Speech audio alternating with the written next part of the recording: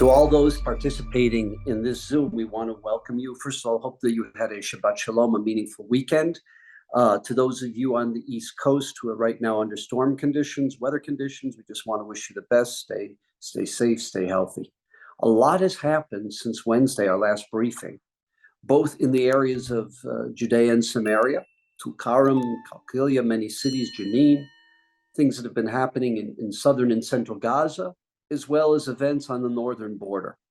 And to update us and to give us insight analysis is Major General Nadav Padan, who's going to speak about what's been happening over the course of the last 3.5 days since we last met with Major General Padan.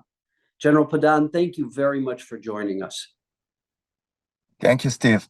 First of all, I want to apologize for speaking from my car. I was supposed to be like 4 minutes ago someplace, but traffic here is insane. So let's go to what happened in Israel.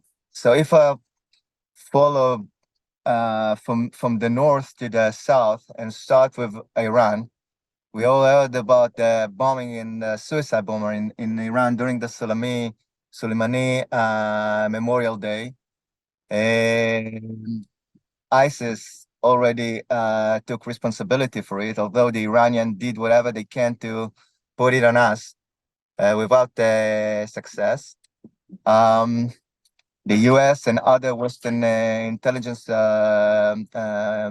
institution declared that it's come from Daesh, and then Daesh, ISIS took responsibility. So the Iranian are still in the second period of the war, try to be involved and not just encourage their proxies in Yemen or in Lebanon and other places. When it comes to Hezbollah, they had to respond to the elimination of Aruri in the Dach and Beirut. We spoke about it last time, and their first response was to launch quite a unique attack towards what they call strategic bases along the border between Israel and Lebanon. They tried to attack and destroy the air control base at the center of the northern border on Mount Meron, without success, by the way. And they are launching rocket toward our kibbutzim and settlements and cities with the same kind of method that we spoke about, just trying to create damages, just try to destroy building and create a situation that the people that withdraw from the north border will have hard time to come back. While in Lebanon, by the way, there is over 100,000 people that withdraw from the border and move to the north to the Litani River, and that's a huge source of pressure on Hezbollah. If you heard Hezbollah with his declaration, the two declarations that he had last week, both of them open an opportunity to finish the war when the war in Gaza is ended, and to move to some kind of agreement. I won't put all my card on it, but it's a window that's been opened by Nasrallah, and it's important. We see what happened in Syria and in other places, which changed the rhythm or the amount of terror attack toward American and British bases and toward other places in Syria and in Iraq. And we can see what happened in Judea and Samaria. Judea and Samaria have been pushed by Hamas to become part of the war without success so far. We can see here and there cells of Hamas trying to get involved in the city of Tulkarem in Jenin. We had 2 or 3 main strikes in Jenin and one in Tulkarem that changed a bit the way that we had to use Air Force during the operation in Jenin. That changed a lot the amount of casualties. We had 14 people that lost their life during those Palestinian terrorists that lost their life through those operations. So there is changes in Judea and Samaria as well. The main arena still is the Gaza Strip.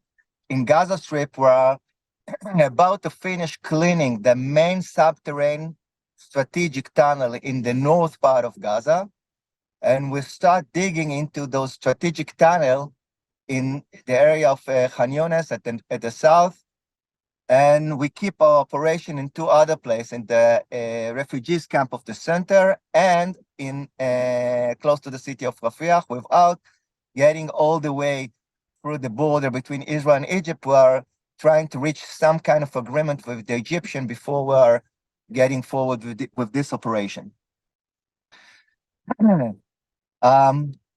People in Israel start to feel a little bit unsatisfied from the time it takes to clean the city of Gaza. Although I must tell you, and I must remind everybody, that the IDF told everyone that they couldn't listen from the very beginning that it will take a year or so. So although there is here and there criticism about what's going on in Gaza, we have to remind ourselves that from the very beginning, we knew that it's going to be a long journey. It's going to take at least a year to clean the place. The place is full with subterranean system, with slicks and places that been digged for years under the ground, and it takes time to clean it up. There is no shortage in those kind of effort. So it's going to take till the end of the year, at least till the end of 2024. What we start sees happen is that the IDF changed the ways dealing with the reservists, and we are releasing part of the units, the reservist unit, to become part of, to go back home and help the economy of Israel to go back to track. When it comes to the agreement between Israel and Egypt, and the agreement between Israel and Qatar about releasing hostages, there is nothing changed over the last 2 weeks, and especially after the elimination of Aruri. They are still speaking to us. They didn't close the door, but nothing changed. There is Major no General other option. Padan? Yes. Could I ask you two questions about some of the things that you've shared with us? Yeah. The first question is, going back to the northern front, you described now there's 100,000 people in southern Lebanon that are living north of the Litani River.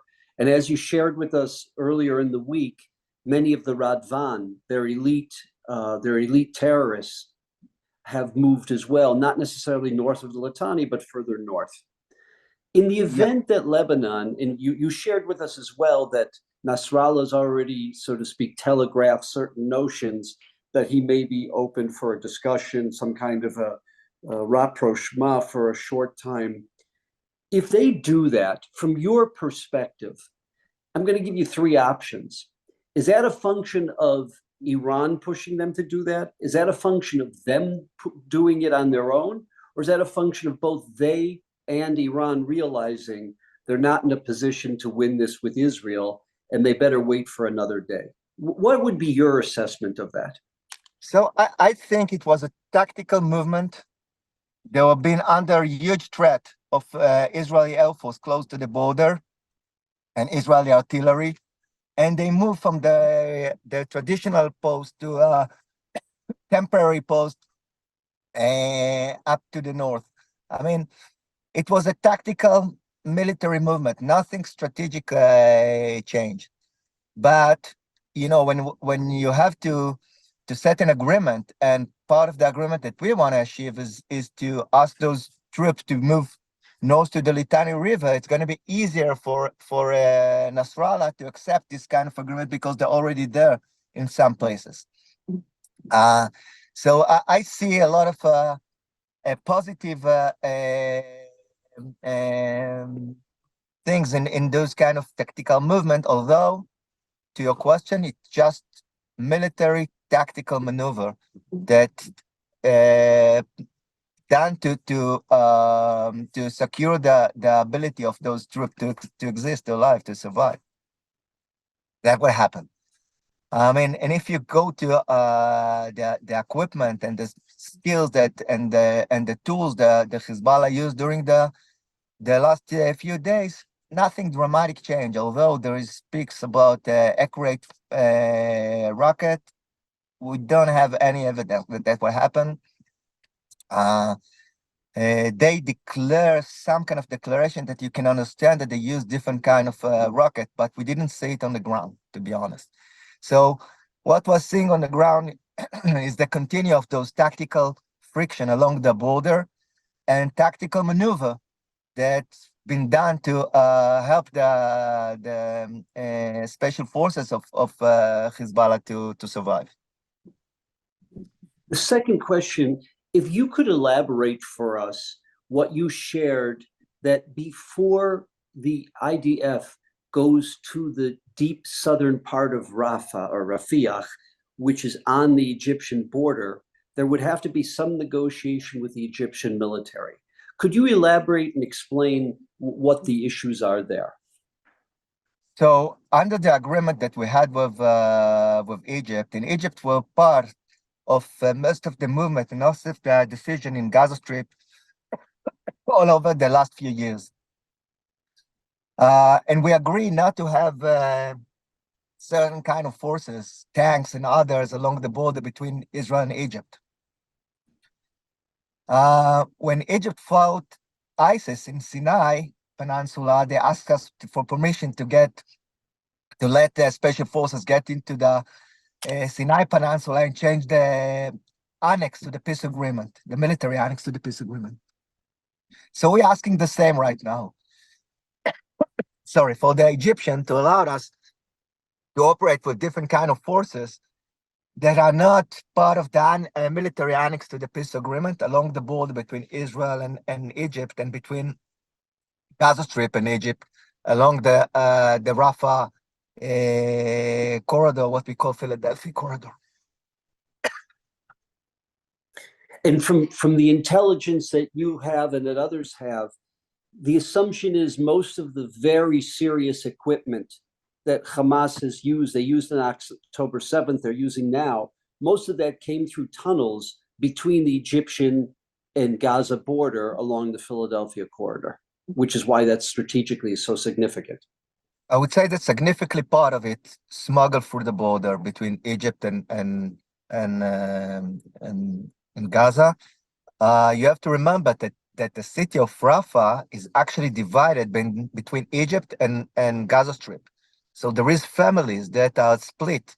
Part of the family in Egypt, the other in Gaza Strip. They have very tight, strong relation. When it comes to smuggling, it's from one living place of the family in Gaza, they're moving to the other living place of the same family in Egypt. It's very easy for them.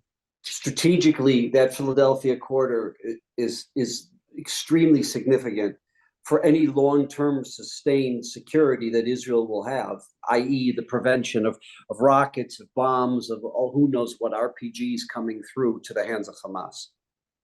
Absolutely. To block the ability of Hamas to smuggle into a weapon and military equipment into Gaza, we have to control three passes of sources into Gaza Strip. From the sea, from the ground, I mean, in containers that bring drugs and other stuff to Gaza Strip, and under the ground, mainly along the border between Egypt and Gaza Strip. And if we want to make sure that Hamas won't be able to rebuild himself again, we must control all three.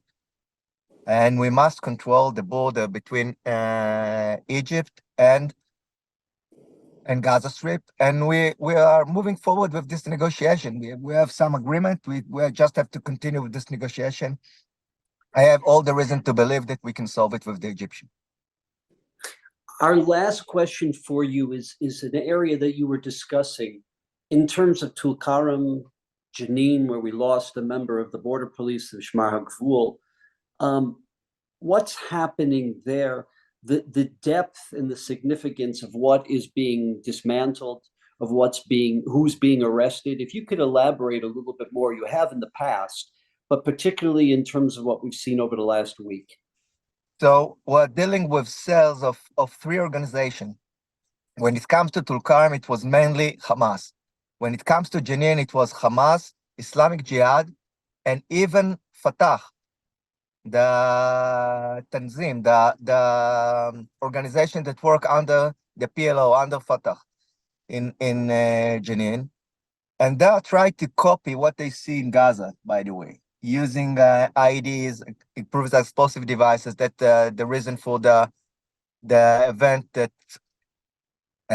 those two border police combat soldiers lost their life last night.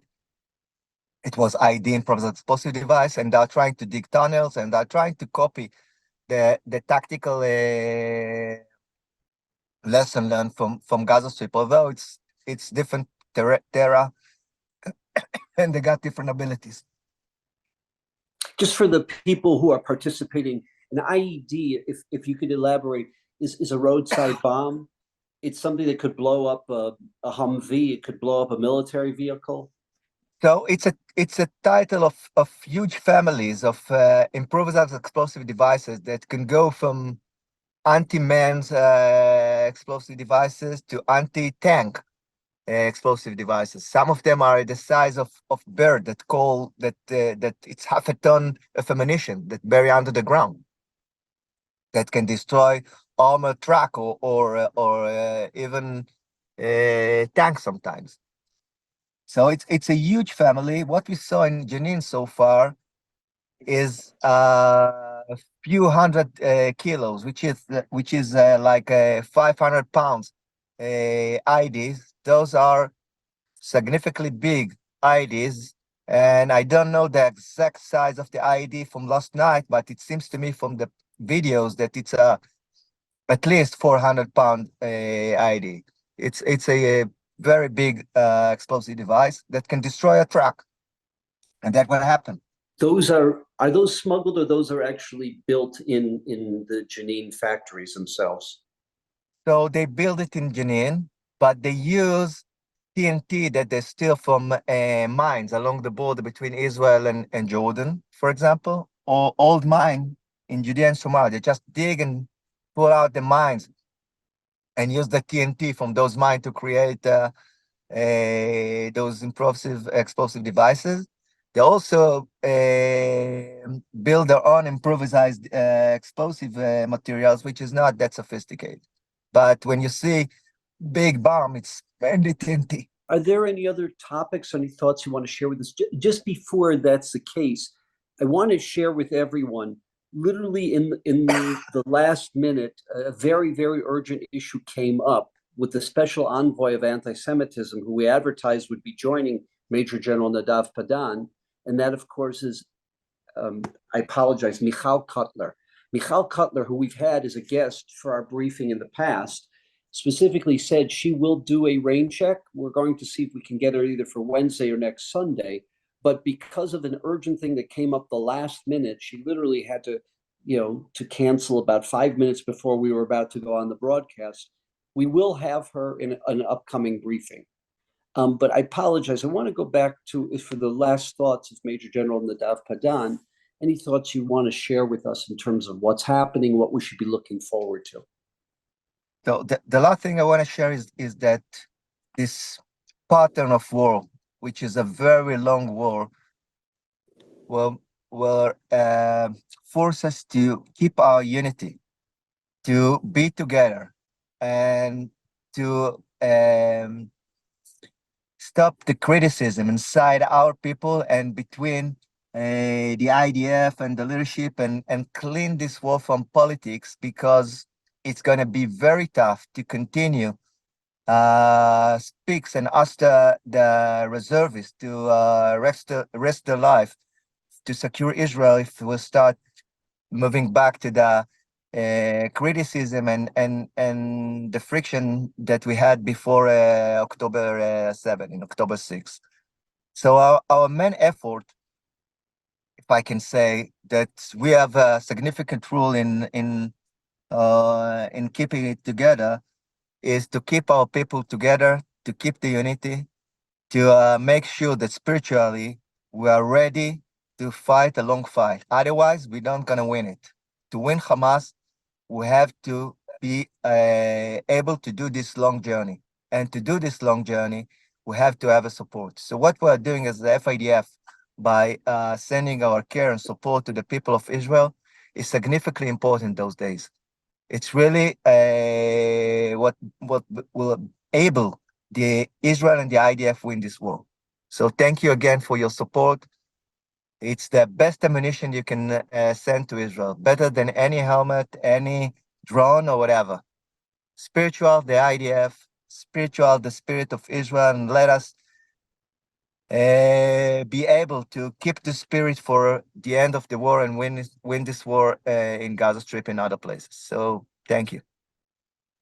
Major General Padan, thank you. And to those who are participating, one area that we really need help for, and besides what we do during the war, we've received a request from the Ministry of Defense, from what's called ACA, the Human Resources branch of the Army, that as the battalions are taken out of the war, and that in the case of most of them, it's not going to happen anytime soon.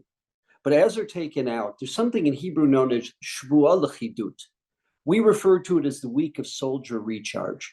It's a week of rehabilitation, of rejuvenation, where they're taken to one of two facilities that we fund and that we operate. One is in Ashkelon, the other's in Givat Olga.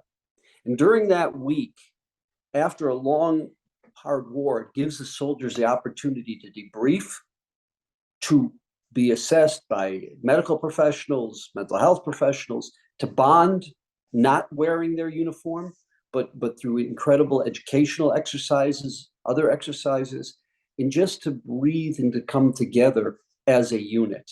This is something that the Army is asking us for. They feel that each of these battalions, after what they've been through, deserves it. It's a new request we've received. The cost, a battalion, if you're dealing with, for instance, a infantry battalion, you're probably looking at an average of 500 soldiers. If it's a tank battalion or an artillery battalion, it's 250 to 300 soldiers. And the cost of that is around 400,000 shekel, about 125,000 shekel. That's the dollars, $125,000. We are looking for those who may want to sponsor that. And in turn, they really become a sponsor, a lifelong sponsor of the battalion for funding that. And that's a request that we received from the Army just recently. Those who may have an interest, besides the daily, I'll just give you an example. Last week on Thursday, we sent $500,000 for urgent needs. On Friday, we got a request for urgent needs. I have not gotten a request today, but we're expecting one tomorrow for urgent needs. So that's above and beyond what we're doing during the war. If anyone has an interest in that and ultimately becoming a lifelong friend of one of these incredible battalions, we are looking for sponsors. Thank you. And wishing everyone. We'll be in touch on Wednesday. Wednesday at noon Eastern Time, 9 Pacific Time. We'll be back. We may have Michal Cutler at that point in time, or we may have another special guest. We thank you for participating, and we thank you for supporting the soldiers of Israel and the people of Israel. Have a wonderful day.